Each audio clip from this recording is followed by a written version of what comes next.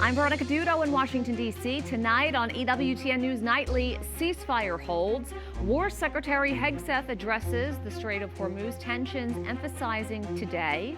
No, the ceasefire is not over. Eyes on November, Ohio and Indiana provide the first major test for 2026 shifting political landscape in the Midwestern primaries. Consumer impact, major carriers implement price caps today to assist passengers following the sudden Spirit Airlines collapse.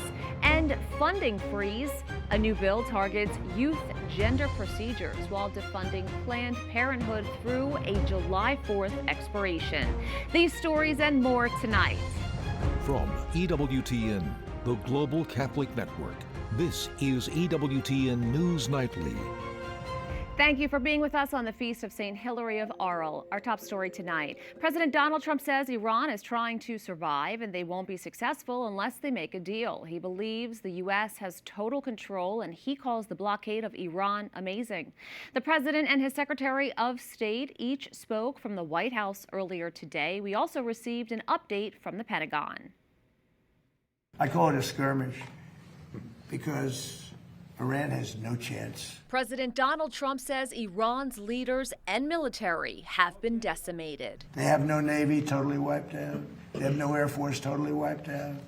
They have no anti-aircraft capability, totally wiped out, no radar. The president believes Iran would have targeted Europe and the U.S. if he didn't intervene. We would have had an Iran with a nuclear weapon, and maybe we wouldn't all be here right now. I can tell you the Middle East would have been gone, Israel would have been gone. At the Pentagon, General Dan Caine says Iran has repeatedly threatened and attacked commercial shipping in the Strait of Hormuz.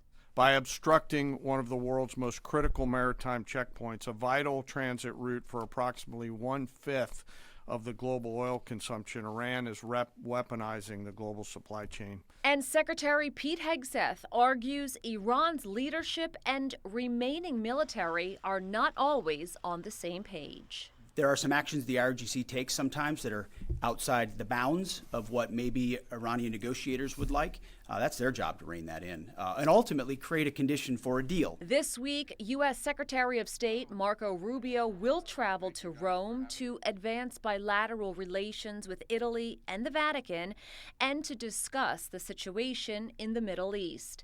Pope Leo has questioned if the war with Iran is just. He calls for peace. Rubio responded today in the White House briefing room. And the president recently said that the Pope is endangering a lot of Catholics as a result of his rhetoric around the Iran war. Is that a sentiment? Well, I don't think that's an accurate description of what he said. I think what the president basically said is that Iran can't have a nuclear weapon because they would use it against places that have a lot of Catholics and Christians and others for that matter. Tonight, Pope Leo XIV took questions surrounding the issue of war. EWTN News reporter Javier Romero was there. Javier, tell us what the Holy Father said. Hello, Veronica. Yes, the Pope answered a brief questions we were able to ask him before he left Castel Gandolfo, where he comes at the beginning of the week to rest outside Rome. We asked him what he thinks about the use of force and weapons in self-defense, and this is what he reminds us about the Church's moral teaching and how to apply it in the current context. Self-defense has traditionally always been allowed by the Church. So to talk about just war today, it's a very complex problem. You have to analyze it on many levels. But ever since the entrance into the nuclear age, the whole concept of war has to be reevaluated with terms today. And I always believe that it's much better to enter into dialogue than to look for arms and to support the arms industry, which gains billions and billions of dollars each year, instead of sitting down at the table, solving our problems, and using money to solve humanitarian issues, hunger in the world, etc. Thank you very much. Officials in Ukraine say Russian drone and missile strikes killed at least 22 people in the last 24 hours and wounded more than 80 others across the country. Just this afternoon, powerful Russian glide bombs smashed into the eastern city of Kramatorsk, the southern city of Zaporizhia, and the northern city of Chernihiv.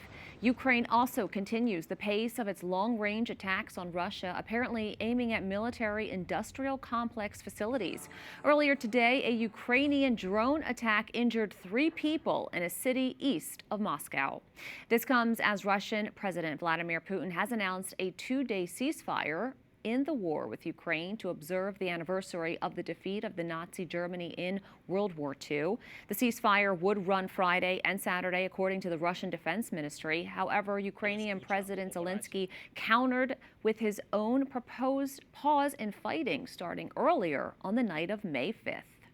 Polls are closing across the heartland as the 2026 midterms begin. Tonight's results in Indiana and Ohio could provide an early look at internal party dynamics ahead of the general election.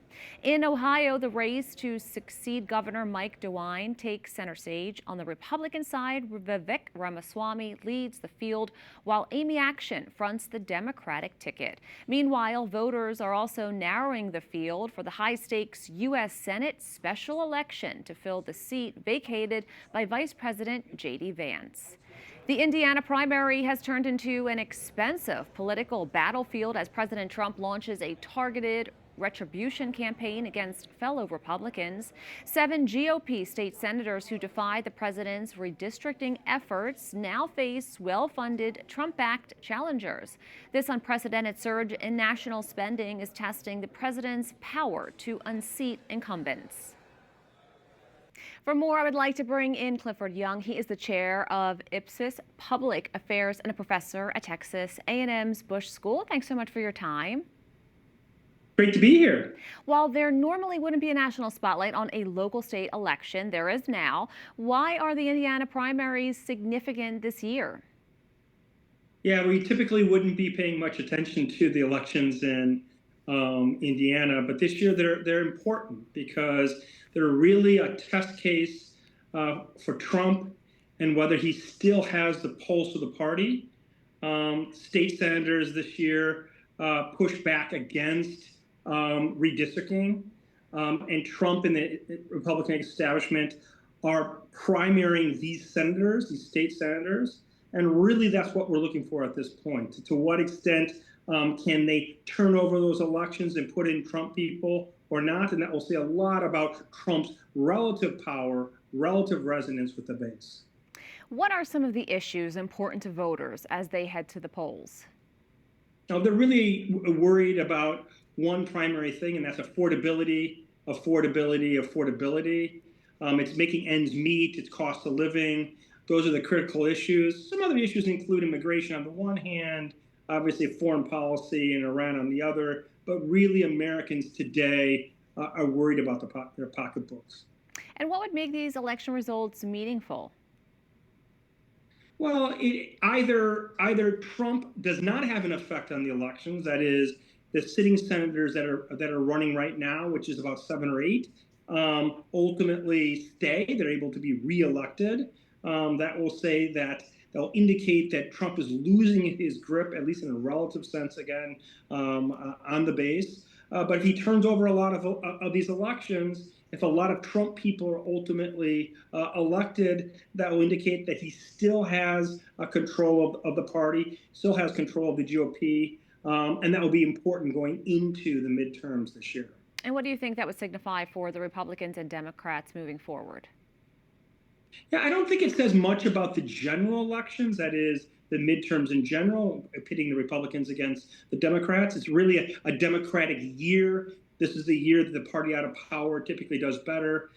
Cost of living and the price of gasoline are really weighing heavily against Republicans at this point.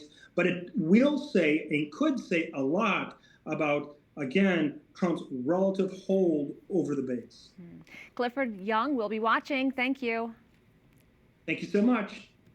We have a lot more still to come on EWTN News Nightly. Uncertain future, the most significant airline collapse in decades.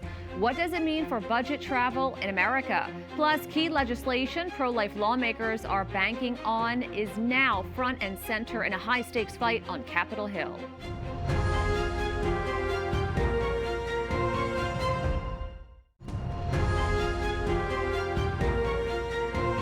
The day after Spirit Airlines officially ceased all operations, the Department of Transportation stepped up to help coordinate with rival airlines to offer emergency rescue fares for stranded passengers.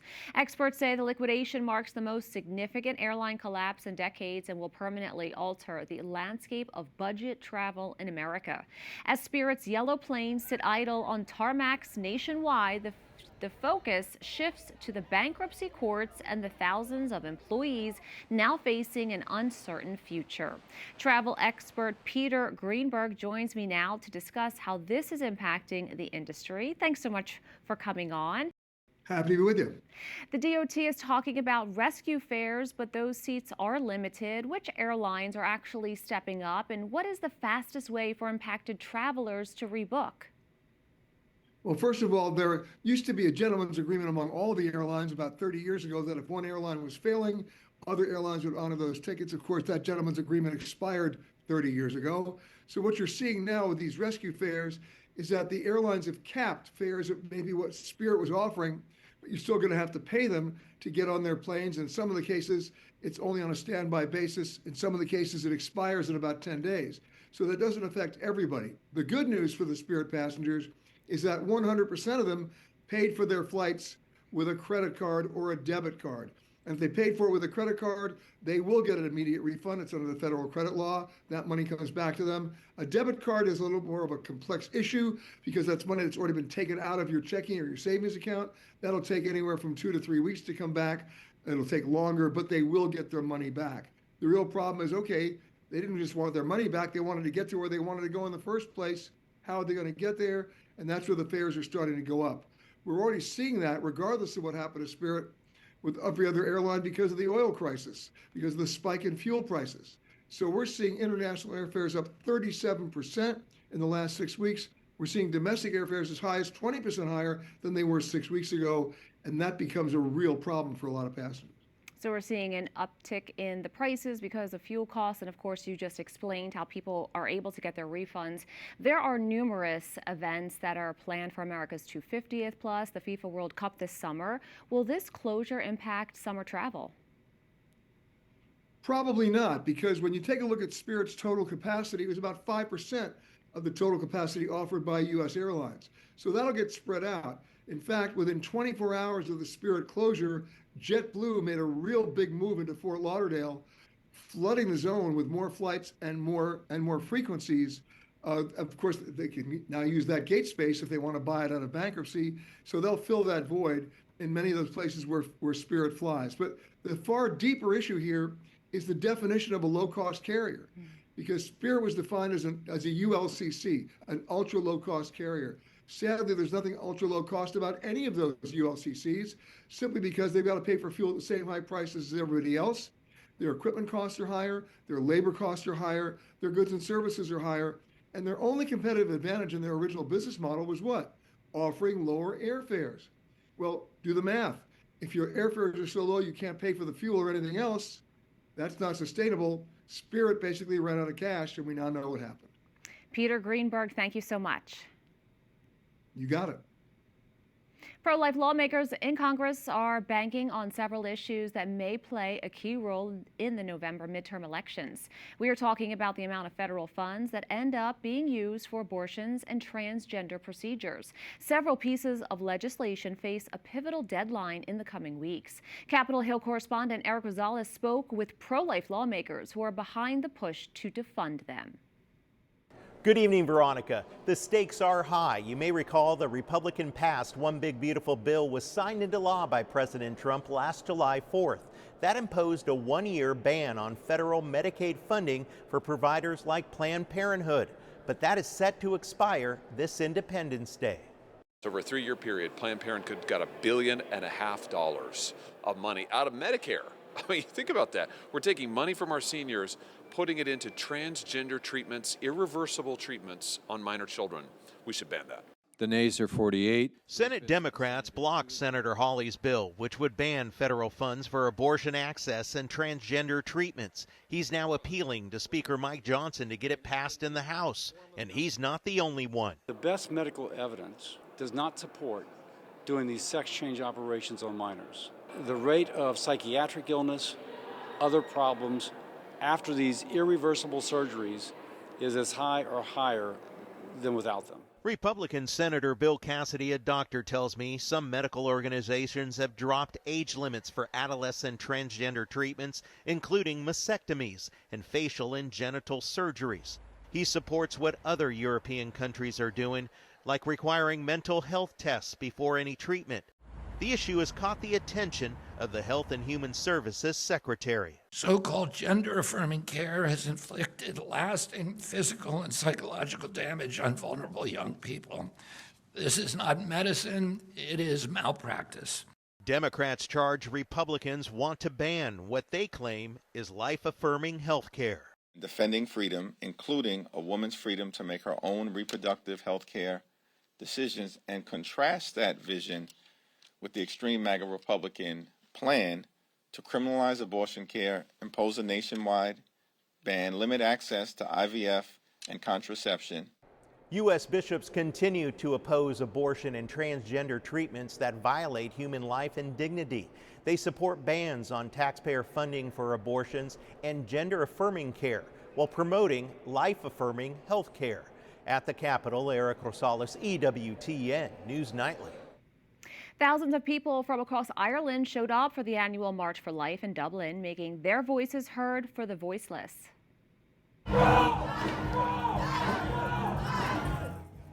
This year's focus was on the number of abortions reported in Ireland, with 2024 records showing more than 10,000 abortions. Marchers spotlighted abortion laws and called for support for mothers. Speakers included a member of parliament and other pro-life figures who encouraged the fight for life. Up next on EWTN News Nightly, Faith Meets Future. Scholars and clergy gather in Rome to debate the ethical frontiers of machine intelligence. Plus, Eternal Vows, a new Catholic wedding site, helps couples plan for a lifelong sacrament, not just a single day.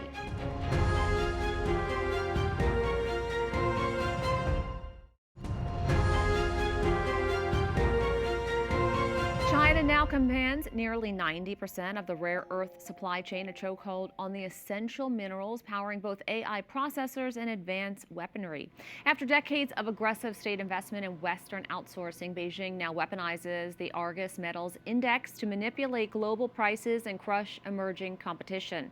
As the U.S. pulls back on global spending, China is doubling down on foreign mining deals.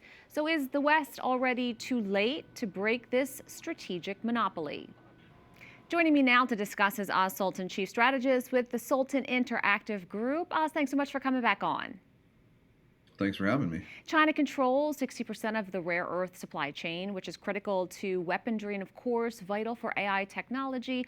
Can you explain a little bit why rare earth materials are so important to both industries? Sure. So, one of the biggest things that we talk about in America is microchips, and microchips are in everything. We saw a couple of years ago during COVID that there was a slowdown in getting microchips. So all of a sudden you couldn't get your new Cadillac, you couldn't get your new Chevrolet, you couldn't get your new Honda. Pretty much everything has these things in them. Two of the most important elements coming from China are germanium and antimony, right? And so without those, you start slowing down or halting the chip process. At the same point in time, a lot of the additional rare earths are utilized in battery production, as well as a number of defense and military applications, and again, a lot of civilian applications. Without a clear path of access with clear tariffs and clear guidelines on what volumes we're going to be able to purchase, you start having major disruptions in supply chains. That gives you cascading problems with price increases to consumers, price increases to the military, price increases to business. So that's really what's on the table right now with President Trump heading to China. And a reset would be largely welcome, I think, by most American people. Now, China supplies over half of the U.S. demand for 24 critical minerals. Do you think that President Trump and Xi Jinping will clash or potentially work out a deal when it comes to those rare earth minerals? I think there's probably a deal to be struck here. There are some longer-term, longer-range issues that are on the table as well. Japan has given some overtures about their perspective on China's moves towards Taiwan. So all of a sudden, Xi Jinping is looking at, a situation where China has talked about what their policy would be for the region. They've talked about what their policy would be for rare earths, but now part of that policy perspective is getting a wrench thrown at it. So that gives President Trump a lot of leverage to negotiate, and that also opens the doors for potentially a better deal on rare earths moving forward for the United States. Now, the U.S. is in somewhat of a vulnerable position when it comes to those rare earths, and we've seen the Trump administration trying to broker more deals with other countries. But is it too late for the West to fight back given the huge investments China has made in other nations with rare earth? Not really. You know, I think if you look at what the Council Exchange Board of Trade in D.C. and a number of government agencies have been doing in North and Central Africa, we've got a tremendous amount of opportunities coming up for access to rare earths there. As you've seen with the Iran situation, we have a great relationship with Pakistan. The Pakistanis have a treasure trove of lithium, as well as a significant amount of rare earths that we can potentially access. So, you know, again, additional negotiating points for the president going into China to say, hey, you know, we could continue to embargo you to other countries. We could continue to play the tariff game, or we could go back to a fair and balanced playing field and, you know, work trade without a lot of these special considerations that have been given to China since the Clinton era. Well, we'll certainly watch that upcoming trip. Sultan, thank you so much. Thanks for having me. This morning in Rome, a special event was held at the Pontifical Gregorian University that discussed artificial intelligence and its role in shaping the future of work. It was sponsored in part by the U.S. Embassy to the Holy See. Diplomats, theologians, and industry leaders gathered for the event. The church's active role in the conversation about AI was encouraging to participants. I think you'd be foolish not to recognize that the Catholic Church has incredible reach around the world, including not just in the wealthiest societies on our planet, but also some of the poorest societies on our planet, and has a huge moral influence on the world. And I think if that can be put, to serve this technology in a way that, as I said in my speech here, makes us more human rather than less human, that's only a good thing. With wedding season right around the corner, a new Catholic wedding website is keeping Christ at the center of the planning process. Julia Convery has more. From the moment she says yes to the big day when they say, I do. The perfect wedding day requires lots of planning. We wanted it to just be, okay, we're getting married in the church, so it's a sacrament. We don't want it to be something that feels commercial. We wanted it to feel holy. A new Catholic wedding website is helping couples plan not just an event, but the sacrament that will guide the rest of their lives. Our mission statement is to help Catholic and Christian couples plan every aspect of their wedding from engagement to eternity. Caine serves as an alternative to mainstream wedding websites, offering couples a way to integrate faith to their planning process. Through her using Caine has actually inspired family members to come back to the faith and start going back to church again, which shows that Caine is just being more than just a wedding resource. The site launched in September of 2025 and to date has already served more than 3,000 couples. This amazing young lady took the time to make websites on Zola the Knot, With Joy, and Caine. And her and her husband, or her and her fiance, ultimately decided to use Caine because it works, it's functional, it's beautiful. Caine is free to use, offering users traditional registry options, as well as a portal to select Catholic wedding vendors, such as photographers or florists. On one hand, there's such a strong focus on aesthetics and the wedding day, the visuals and trends, but again, they don't have that deeper emphasis on the commitment. And then the other hand, I'm seeing such a growing desire, especially among younger couples, that they're searching for this guidance, this truth, and these resources that actually support their lasting marriage. One user says the feature to add prayer requests was especially impactful for her and her family. The ability to create prayer requests and to show people that we're not just getting married for a piece of paper, we truly do believe in the sacrament of marriage. Caine hopes to eventually provide pre-Caine classes to couples, offering formation through marriage preparation. Ultimately, Caine's goal? To keep Christ at the heart of wedding planning. If you're looking for a way to keep God and your faith at the center of your marriage, it all starts the moment you get engaged. And I do think that the best way to do that is to have people and tools that align with that vision for your life and your spouse's life. Julia Convery, EWTN News Nightly.